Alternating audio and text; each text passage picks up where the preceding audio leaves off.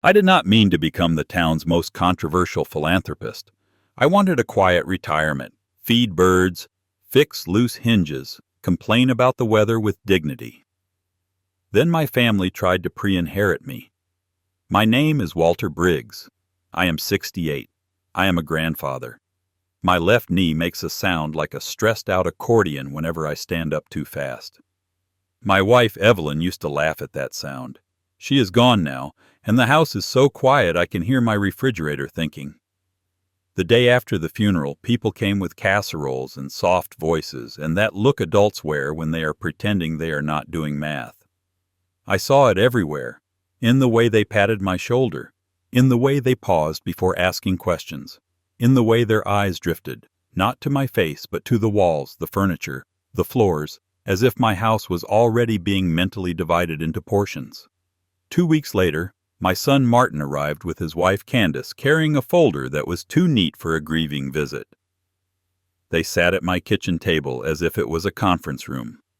"Dad," Martin said, folding his hands like a man about to ask permission to rearrange reality, "we need to talk about the future." Candace nodded with a smile that belonged on a brochure for dental insurance. I waited. "We have been worried," Candace said, "about you being taken advantage of." That sentence landed wrong. It was the type of sentence that sounds protective if you say it sweetly, but feels like you are being measured. Martin slid the folder across the table. Inside were forms, authorizations, signatures, lines where my name would become a tool, power of attorney, dressed up like a hug. "You can still make decisions," Martin promised, voice gentle. "We would just manage things. For safety." "For my safety," I repeated. Candace reached over and tapped the page where my signature would go, as if I might miss it otherwise. "It will simplify everything." I stared at the pen. My wife was barely in the ground, and my son was already trying to move into my wallet. I closed the folder and pushed it back. "No," I said. Martin blinked like the word had surprised him. Candace's smile hardened at the edges. "Dad," Martin said, "you are not thinking clearly." I laughed once, dry and accidental. "I am thinking clearly for the first time in years." Martin tried to reason. Candace tried to charm. Then Martin's voice tightened. "You owe us," he said. "After everything we have done." Everything. I wanted to ask him what exactly he thought he had done besides grow up and start a family I helped pay for. But grief makes you tired, so I did the simpler thing. "You need to leave," I said. Candace stood so fast her chair scraped the floor like an accusation. Martin's face went stiff, and they left with a silence heavy enough to dent the air. 3 days later, Candace posted online about the struggle of caring for aging parents who refuse help. People responded with hearts and praise. I stared at my phone and realized there are 2 kinds of love in the world. Love that holds you and love that handles you. I decided I would not be handled again. If people wanted to treat me like a prize, I would become a prize in the most inconvenient way possible. Not for adults, for children. That is how I created a lottery for kids, with a jackpot worth $5 million. It happened at the community center. Our town has one building where everything is celebrated, announced, argued about, and occasionally repaired. It smells like old carpet and determination. Evelyn and I volunteered there for years. She ran the book corner. I fixed what broke. It was an honest arrangement. She mended minds, I mended hinges. After she died, I kept showing up. Routine is grief's way of keeping you from floating away. One afternoon, I found the director, Nancy Hall, in her office staring at a stack of bills like they were personally insulting her. "We are getting cut again," she said. "County funding, after-school program, meals, tutoring. They want us to seek alternative revenue." That phrase is how adults describe abandoning children without losing sleep. "How much?" I asked. She told me. It was enough to hurt, not enough to solve itself. I could have written a check. But I had learned what happens when you become the town's open faucet. People stop saying thank you and start saying, just one more thing. I looked at Nancy's papers and felt something in me shift from grief into mischief, the way a storm shifts from drizzle into lightning. How many kids come here? I asked. Regularly? About 65, she said. 65 children. 65 families. 65 sets of adults who could turn kindness into a contest. What if, I said slowly, we raised the money by offering a prize? Nancy's eyes widened. A raffle?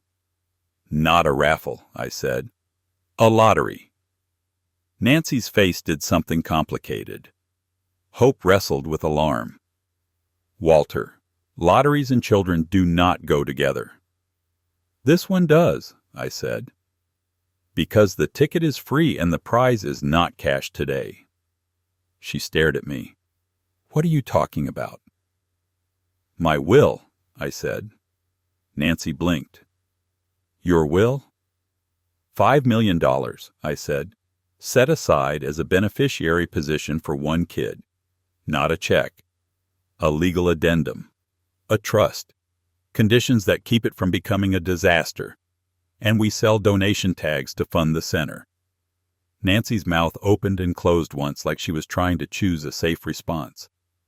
Walter, she whispered, people will lose their minds. Yes, I said, and they will donate while doing it. Nancy rubbed her temples. Are you well? I am well enough to be dangerous, I said, which is the best kind of well. We announced it carefully with lawyers and proper wording because Nancy wanted legality and I wanted spectacle. The flyer went on the door in bright colors like a birthday invitation. Kiddo Jackpot Lottery.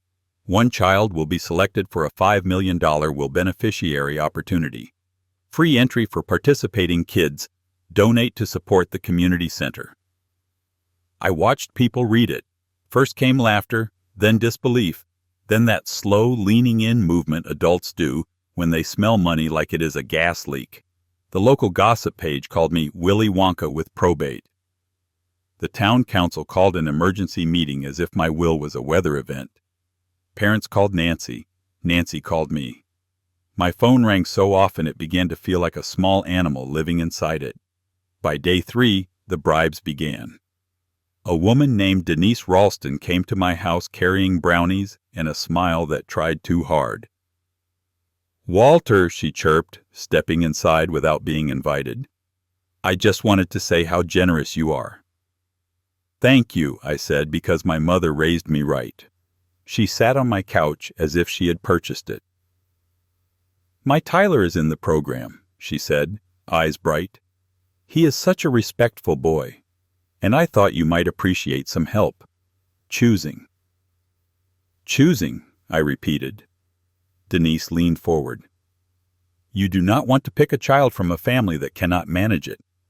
There are unstable people, Walter. People who would waste it. But Tyler is different. She slid a printed list across my coffee table like she was applying him for a job. Honor roll, choir, volunteer hours, sports trophies. I looked at it, then at her. I am not hiring a child, I said. Denise laughed, strained. Of course not. I just mean, you should be careful.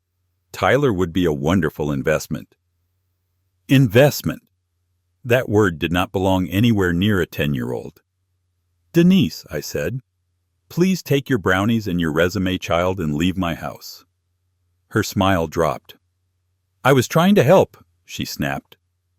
Your brownies smell like bargaining, I said, and I have indigestion.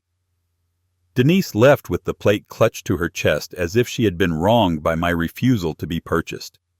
That was when I realized I had not started a fundraiser. I had started a human behavior parade.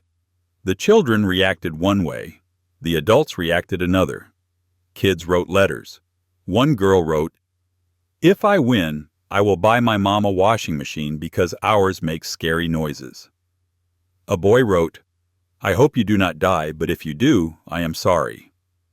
Another wrote, I like the center because the snacks are good. Adults, meanwhile, became poets of self-interest. They sent casseroles, fruit baskets, helpful advice. One man offered to handle the trust administration for a modest fee, as if the center had accidentally opened a theme park and he was applying to sell overpriced bottled water. The town council meeting was packed. The mayor looked like a man who had been told he must publicly manage a beehive. They called it unethical. They called it gambling. They called it psychological pressure. Someone called it the collapse of community values, which was dramatic for a flyer taped to a door. I stood at the podium and said calmly, "If you dislike it, do not participate. If you want to help the center, donate. If you want to yell, at least yell honestly." People clapped. People booed. The news camera zoomed in on my face as if I might reveal the secret of greed through my pores. Donations poured in anyway. Little paper donation tags shaped like sunbursts covered the community center wall. $5, 10, 20. The wall glowed like a shrine to chaos. Then I announced the actual structure. The lottery would not be pure luck. I was not rolling dice with children's lives. I would select a winner based on consistent character shown over several weeks. This is where parents truly lost control of their faces. "How do we prove character?" they demanded, as if character came with a certificate. So I created a list of 10 simple challenges, not competitions, not tests, opportunities. Help someone at the center without being asked. Write a thank you note. Read to a younger child. Clean up after an event. Participate in a service day. Show good sportsmanship. Make something kind. Learn a practical skill. Tell the truth in a hard moment. Do something new and healthy that scares you. Kids loved it. They treated it like a game of becoming better. Adults treated it like an audition. Suddenly, parents were staging kindness like theater. One child arrived with a photo album labeled Proof. Inside were pictures of him holding doors open from multiple angles. Another brought me cookies and said, "My mom said you have to see my potential." I took the cookies and said, "Tell your mother potential is not measured in frosting." Some parents filmed their children picking up litter as if compassion required a spotlight. Nancy had to create a rule. No filming children for the purpose of lottery documentation. The fact that we needed such a sentence in our town was embarrassing. Still, among the performances, there were real moments. Harper, the washing machine girl, helped a younger boy with math until his tears stopped. Miguel, a quiet kid with steady hands, built birdhouses with scrap wood and taught other kids without acting like a hero. Samuel, snack-focused and honest to a fault, began reading constantly because he discovered books came with snacks only at the center. And then there was Eli Parker. Eli was the kind of child adults overlook because he did not sparkle. He did not brag. He did not take up space. He simply showed up and did what needed doing. He stacked chairs, wiped tables, returned books, checked on kids sitting alone. One afternoon I was outside the center fixing a broken sprinkler head, wrestling with mud like it was a personal enemy. A shadow fell over me. Eli held out a small plastic toolkit. "My mom keeps it in the car," he said. "I thought it might help." "You carry tools around," I said. He shrugged. "Things break." That sentence hit me harder than any council speech. It was not tragic. It was not dramatic. It was plain truth. Things break. And some people bring tools instead of complaints. The program ran for weeks. The town's emotional temperature rose and fell like a fever chart. My son Martin showed up again, furious. "You have to stop this," he said on my porch. Behind him stood Candace and my grandson Oliver, who is 11 and tends to look at adults like he is trying to guess which version of them he will get. "People are saying Oliver has an advantage," Martin hissed. "They are accusing us." "Do you want him excluded?" I asked. "Or included and favored? Choose one." Candace's smile tightened. "It would look terrible if he was excluded." Oliver stared at the porch boards. I crouched slightly to look at him. "Oliver," I said, "do you want to be part of this?" He hesitated. Then he said softly, "I like the challenges. I do not like when moms get mad." That was the most honest evaluation of adult behavior I had heard in years. "Then focus on the challenges," I told him. "Let the adults be mad. Adults are often mad for no good reason." Martin did not enjoy that. He left angry. Candace left colder.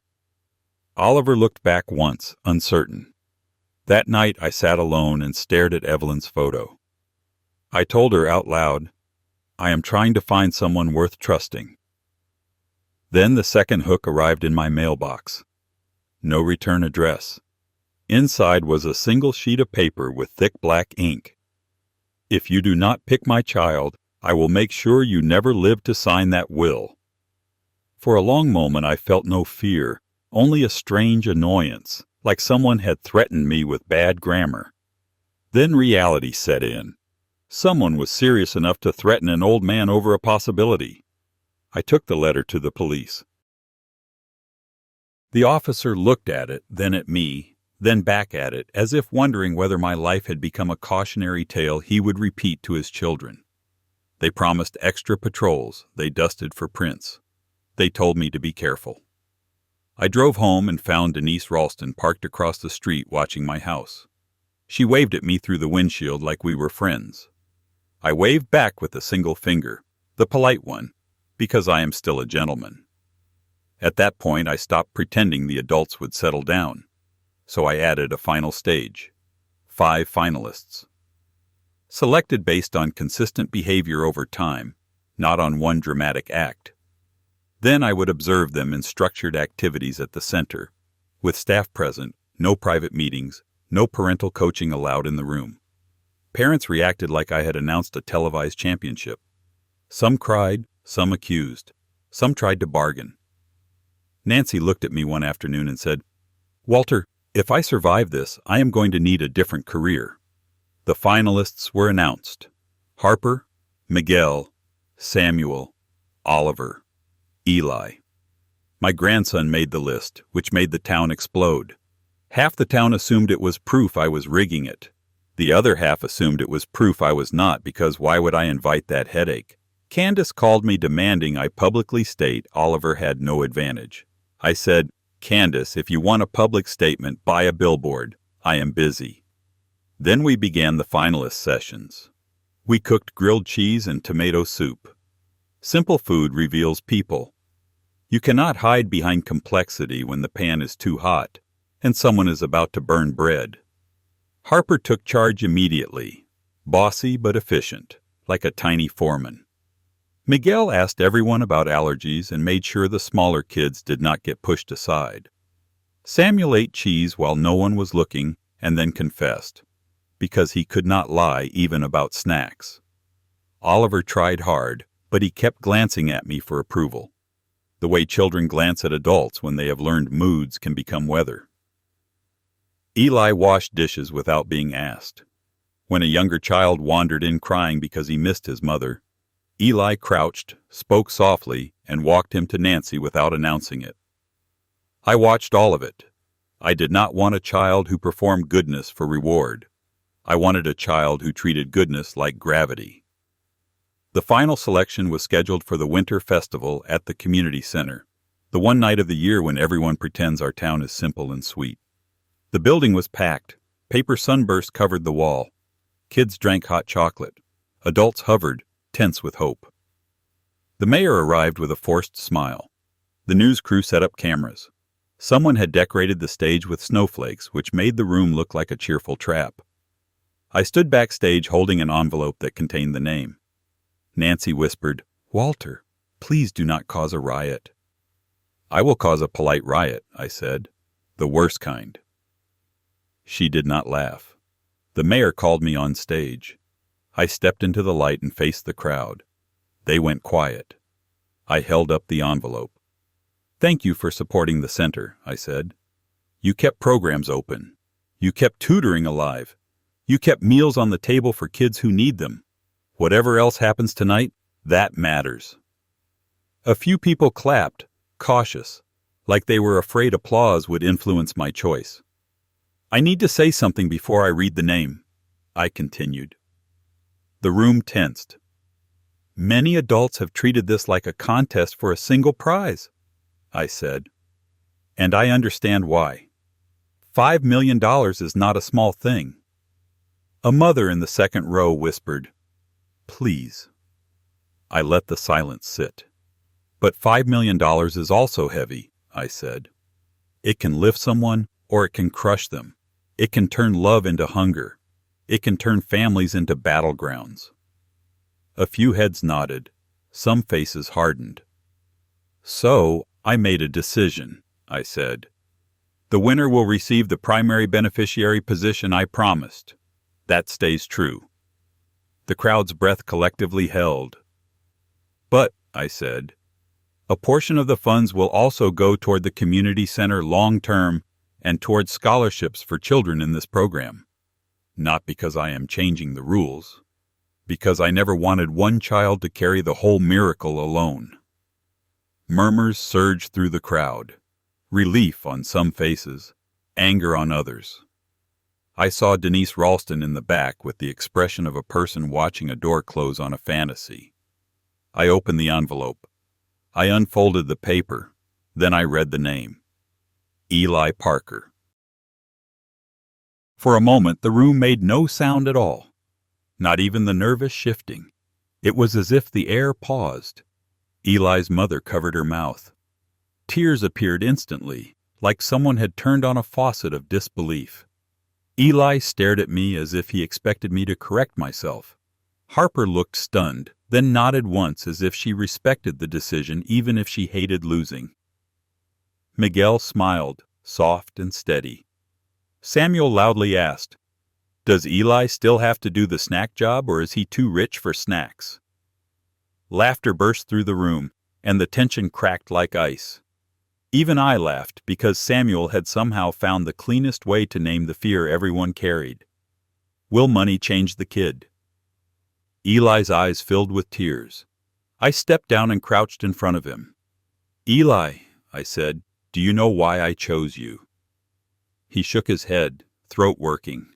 "Because you help without asking what you get," I said. "Because you bring tools when things break. Because you make room for others. Because you already act like the kind of person money will not ruin." He whispered, almost inaudible, "I just did what was needed." "That is exactly it," I said. "You did what was needed." That should have been the end of it. Adults rarely allow clean endings. From the back, Denise Ralston stood and shouted, "This is rigged." Her voice cut through the laughter. "My Tyler deserved this," she cried. "He did everything. He worked. He volunteered. You did not even choose him as a finalist. This is cruel." People turned toward her with a collective exhaustion.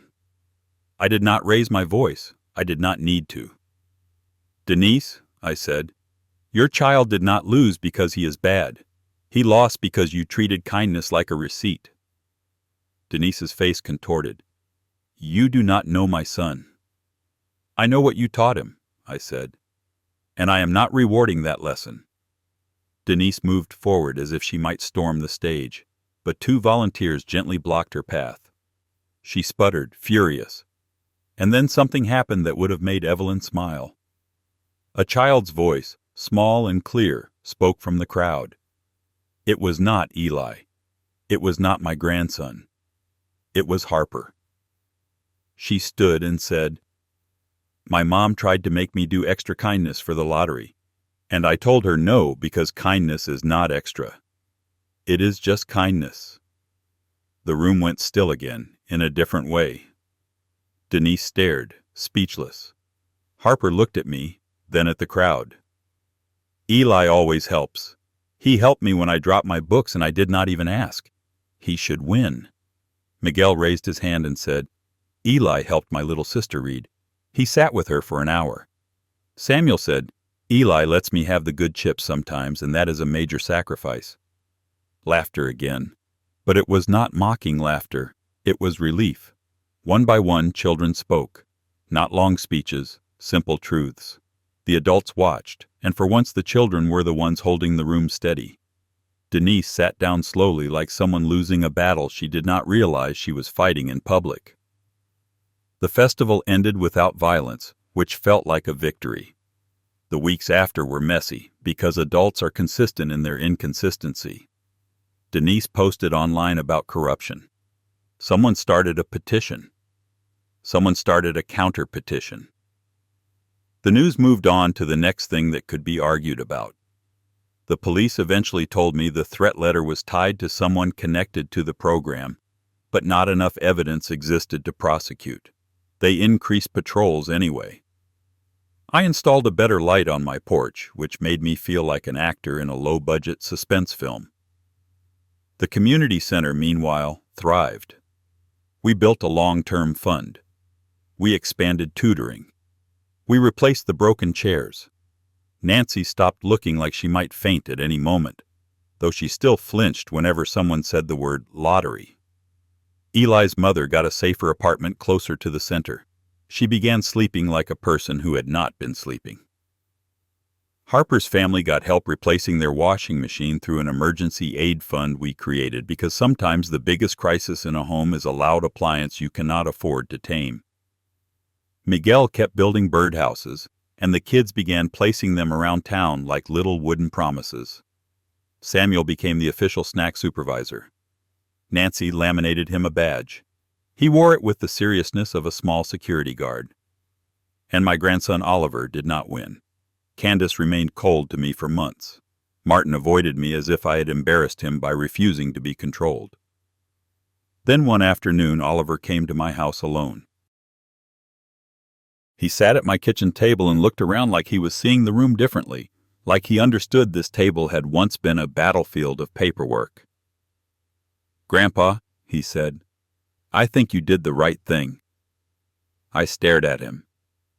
"Why?" I asked. "Do you think that?" Oliver shrugged. "Because Eli needed it, and because you made the adults show what they are like, and now everyone knows." That was an uncomfortable kind of wisdom for an 11-year-old. It made me proud and sad at the same time. Oliver hesitated, then asked, "Are you going to die soon?" "No," I said, "not if stubbornness has anything to say about it." He nodded, relieved. Then he asked the only question that mattered. "Can you teach me to fix things?" he said, "like you and Eli do?" My throat tightened. "Yes," I said. "I can." So I did. On Saturdays, Oliver comes over. We fix small things. A loose hinge, a rattling drawer, a lamp that flickers like it is trying to signal distress. Sometimes Eli comes too. He brings his toolkit. Oliver watches him the way boys watch other boys who seem calmer than the world.